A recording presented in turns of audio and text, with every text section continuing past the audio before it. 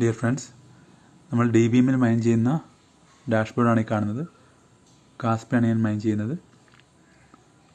അപ്പോൾ ഇതെങ്ങനെ വിഡ്രോ ചെയ്യാൻ നോക്കാം. നമുക്ക് BTC ആയിട്ടാണ് റിവാർഡ് വരുന്നത്. അതെങ്ങനെ വിഡ്രോ ചെയ്യാൻ നോക്കാം. E-Wallet BTC എന്നുള്ള ഓപ്ഷൻ ചൂസ് ചെയ്യുക.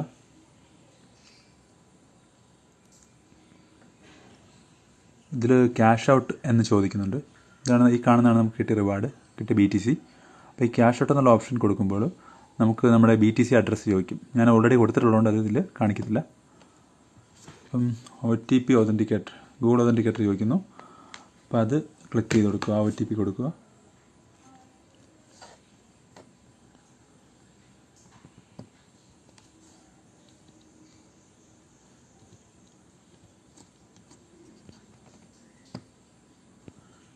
കൺഫേം കൊടുക്കുക.